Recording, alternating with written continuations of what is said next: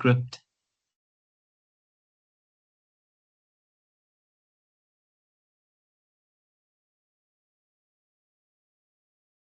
Right, evening everyone. So this is the first recording for tonight. So we're going to spend a little bit of time looking specifically at the first assignment, and obviously we're going to adopt the same approach, a little bit of guidance in terms of the assignment. I also want to spend a bit of time chatting about how to integrate theory and application. Please remember, every one of our assignments is preparing you for the exam. So this exam is based on this assignment. It is a scene exam. We explained what a scene exam is last in the last class. Please just remember, guys, it is about getting your thoughts right. It is getting your thinking about how to answer these things right. And this is why we have the assignments. So, in terms of this assignment, there are a couple of things that I want to highlight.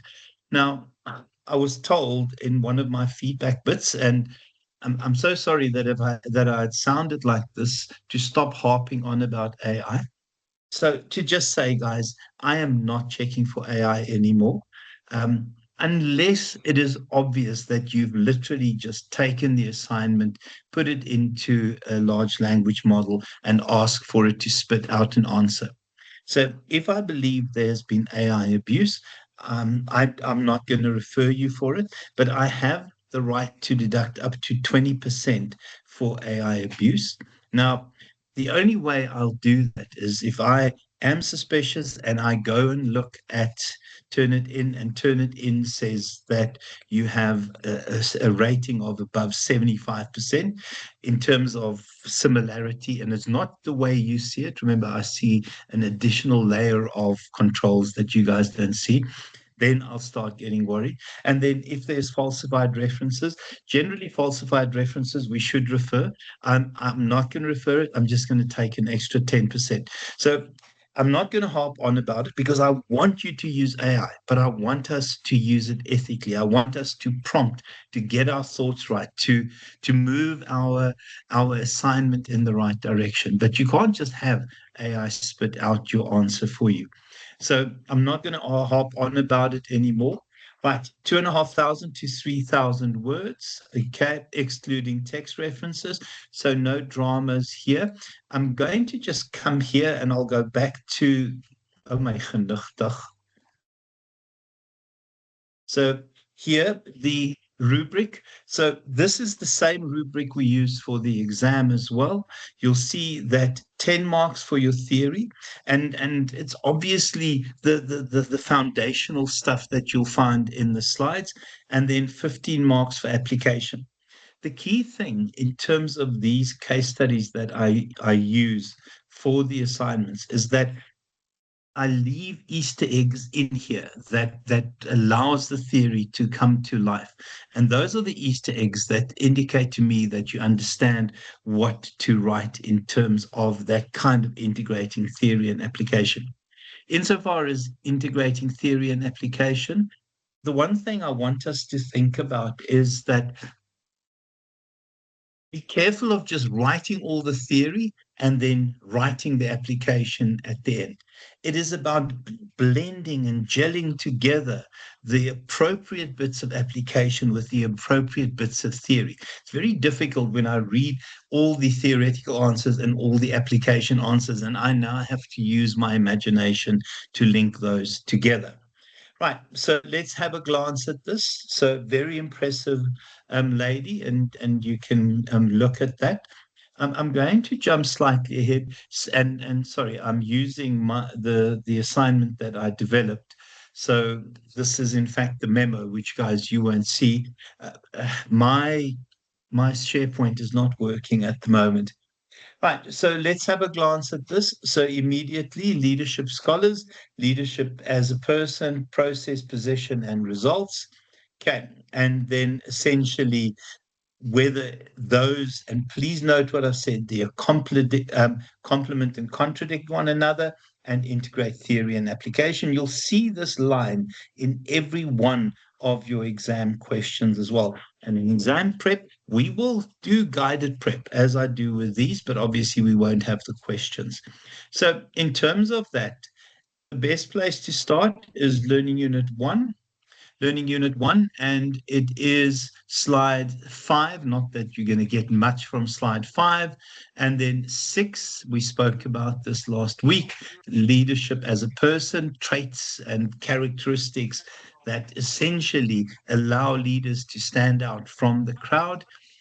Leadership as a process, so the more the behavioral side of things in terms of leaders being expected to act differently, and the idea that leadership can only happen within the context of a particular set of cultural norms. So it's almost the idea that it's the culture that allows you to be the leader. It is the individuals within that culture that allow you to be the leader. And leadership depends on context. I think crisis leadership requires very different sets of behaviors to when an organization is smooth sailing and we have significant demand for the products, etc. And then leadership as a position, we spoke about the fact that this is almost that the appointed side of the leadership. So we know that leaders essentially occupy higher levels in the hierarchy, and a lot of people still aspire to that career ladder thing of climbing and getting to those high positions. What leadership as a position allows you to do, it allows you to control resources, it allows you to allocate budgets, it allows you to make promotions, it allows you to take decisions in terms of which departments will get what allocation every year. And it also is the ability to give instructions and punish non-performance. We also spoke last week about leadership as results. I think the danger with this is to believe that a leader can always guarantee results, because it's difficult to establish that line of sight, because you can appoint the best person in the world, but if that person faces a COVID type pandemic where demand drops, etc., etc., etc., immediately it's very difficult to take that person to task in terms of their results not achieved. Can I also just say it is potentially possible that bad leaders, because of people who surround them and because of the way the environment is aligned at that particular point in time, that bad leaders can have good results. So you can't always have that clear line of sight.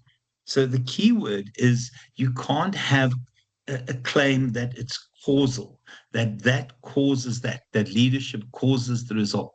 It is potentially correlational. There are elements that indicate that those two are related in some way and in some fashion.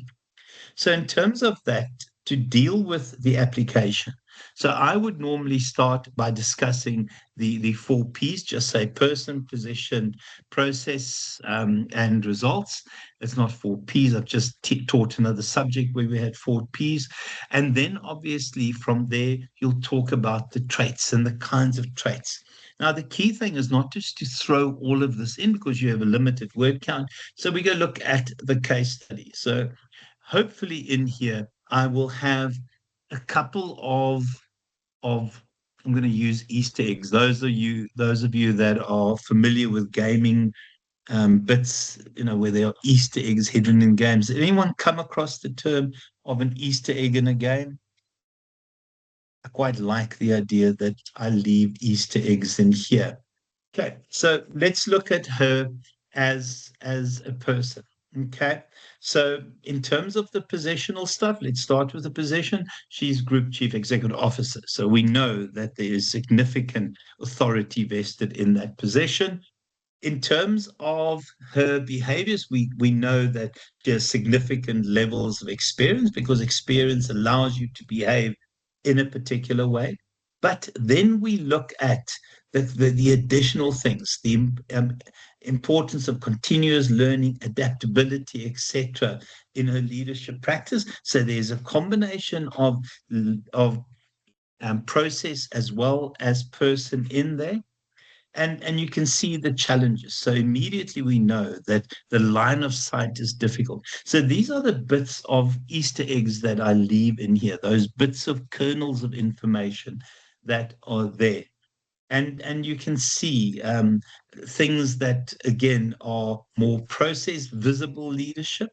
And you can see the idea of communication. All of these elements add to the person, the possession, the process, and the results.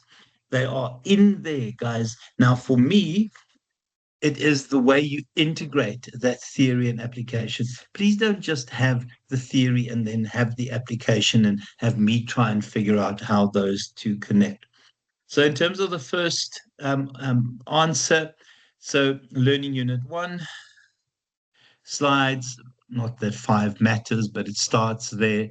5, 6, 7, up to 10. Is that correct? Yeah, up to 10. Any questions on that one? Sorry, Dr. Eni, please can you go over which slides one more time? Sorry, I'd kind of cut you No off. problem. Learning unit 1, slides 5, 7, 8, 9, 10.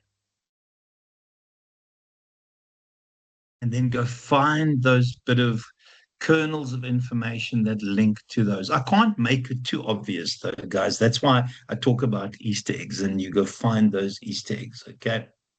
Right. In terms of the second one, let's find the question. Again, remember, 10 marks for theory, 15 marks for application. And part of application is how you integrate the theory and application. Okay. If the person's on the call that sent me the email, I hope this makes more sense, but you'll get more opportunities when you look at the workbook.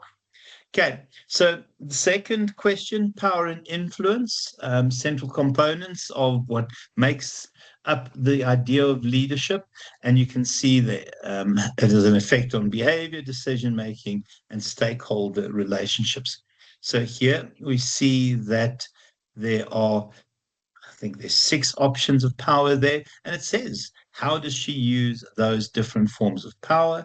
I think the key thing is the extra bits to look at here: leadership and influence, the different, how effective those, and again, that integration of application and theory. Please do me a favor, guys. When you write the exam, please read the questions very carefully. You have to read those questions incredibly carefully, okay? Because for me, those are the essential elements of what gives you a really good mark. So in terms of that one, let's do this again. So we're looking at those bits and pieces. So you'll see here, okay, so leadership and power. What am I doing? My apologies. So the base of power, what am I doing? Slide 12, 12, yeah, 12, 13, and 14. You'll also see that in terms of influence, you can look at 19. I just want to get a glance at that one again. Yeah, and the relationship, yeah. So influence and essentially, and yeah, and so 19, 18, and then those 4, 14, 13, that's nonsense. It's a summary of that. And then, yeah, you can spend a bit of time at 11 as well. Okay, so learning unit 1, slide 11, slide 13, 14. I don't think that's necessary. I don't like that. And then 18 and 19. Okay. I don't think you have to go. I can't do that, Tabele. Somehow I can't even get onto SharePoint at the moment. So there's a real issue, and I don't have the permissions to share it. I know some people can take it and turn it into PDFs. I can't. Okay, so you're going to have to download it from SharePoint. Okay, the next one then, guys, is question. We'll spend a bit of time on those different bits when we go through class tonight. So the competing values framework. So the competing values framework essentially talks about two different elements, those factors, flexibility versus control. So these are quandaries that organizations face, and whether there should be an internal or external focus, or internal focus, external orientation. Okay. Using evidence from the case study, critically assess the organizational culture. So that's a key thing in terms of the competing values framework. It talks about organizational culture. And then you can see here. So start with discussing the competing values framework, and then talk about the difference between those different quadrants in the framework. I'll show you that in a second. And then you can see whether this organization that they have now is appropriate in terms of what this organization wants to achieve. And again, the idea of theory and application. So if we go here, going to jump quite a bit ahead here. So, yeah, where is that? Okay, so the competing values framework. It is slide 44, 45, 46, 47. Yeah, so 43 to now 44 to 47. 44 to 47. I'm going to spend a little bit of time on this. This is a little bit more complicated. So, what this model argues is that in trying to figure out what the organization's culture is, it is often important to see these potentially contradicting concepts. The first one, flexibility versus control. So if you work in an accounting firm, if you work in an auditing firm, your focus is control. If you work in technology, you want flexibility. You want to be light on your feet. You want to be bobbing and weaving. You want to be able to move and adjust very quickly to the environment. The second bit is internal focus. So are we concerned about taking care of people and things inside the organization? Or for us, is it about competing, getting our products out there, interacting with customers, etc.? Now, essentially, those give us these different competencies, the so-called 21 competencies. But you'll see that essentially every one of those elements will tell us that these are the kinds of actions that we need to take for an organization to be successful. So in terms of that, it gives us those four options in terms of the culture: the compete, the control, the create, and collaborate. And then essentially, what it allows us to do is to build an organization where instead of saying this or, we create an organization where we have this and. So prior to technology, companies, when taking strategic decisions, would often have to adopt the approach of, we don't have all the resources, we don't have all the capabilities. So in this strategic direction, we can do this or we can do that. What this model says is, what technology has given us is we can have this idea of both and. So it gives us the best of both worlds. So the example that I've given there is the idea of improving quality and cutting costs. And the reality is that we know that technology allows us to do that. We know that we've got great quality and we can still reduce prices through efficiency, through Kaizens, through continuous improvement. And that is the idea of that kind of this and. In the past, it is, if you have quality, you will be paying a lot. And I think the Chinese auto manufacturers proved us you can have great quality at a very good price. And that's what technology gives us. So in terms of the competing values framework, I'm jumping to that one, my apologies. So here you have those four elements. Okay, so let me just go here, just to show you here the way these intersect is that you have the internal versus the external focus, and then you have the flexibility. And remember, we called it control. Here they call it stability. It doesn't really matter which one you refer to it as. So here we have flexibility, here we have stability, internal, external. And that translates into this. Okay. So at collaborate level, it is the idea of, and please note what we have here. So we're sitting in that quadrant there.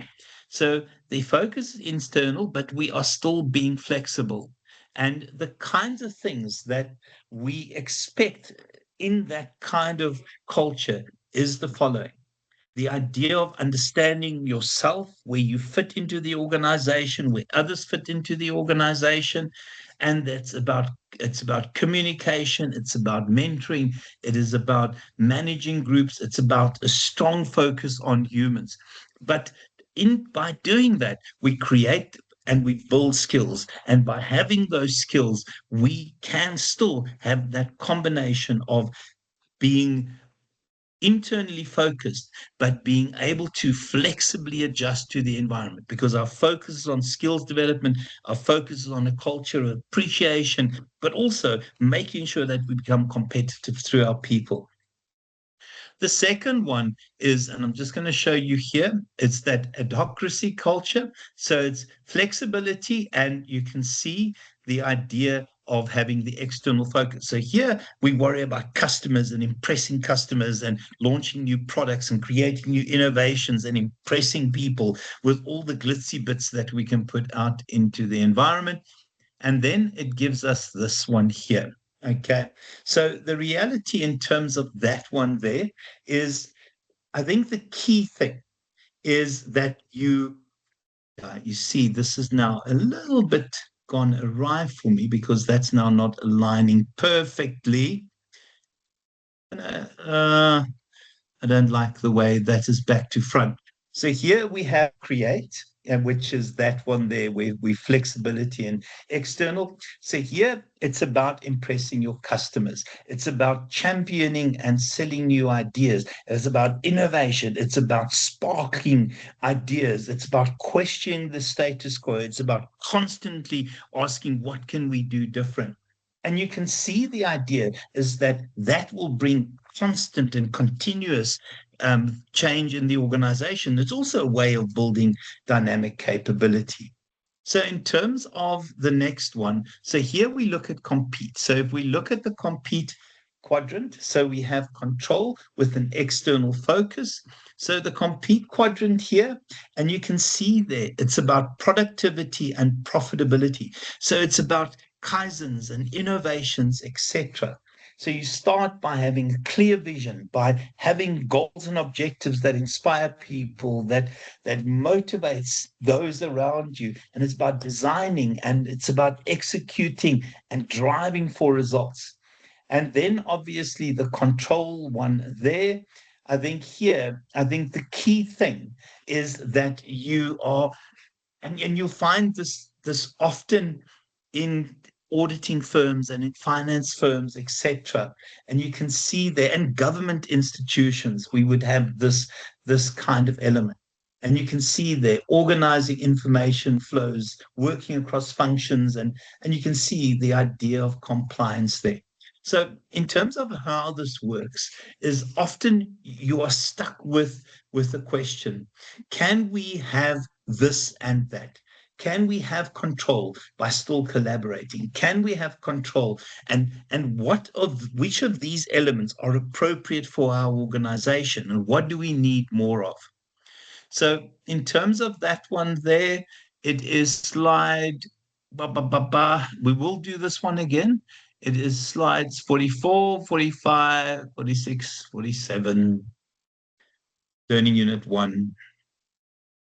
Right. And then the last one, the idea of leadership and management. So, that idea of balancing leadership with management. What is more important? Is it to be a leader? Is it to be a manager? Was it the idea of being two sides of the same coin? Same process, read everything and look at the extra bits of information that I provide there. Right. So in terms of that, it is still learning unit 1. And we go straight here from it's slide 48. The idea, it's about authority, it's about influence. 49, it's about complexity and change. 49, 50, 51, 50, 52, 52, 52. Okay. Yeah. Guys, you can also look at 52, 55. Yeah. Go up to 50, go up to 52. I think there's enough information between those from 48 to 52. So those of you that want to start early can do so, but we will spend time when we get to this as well and work through these. Okay. Any questions, any comments, any concerns?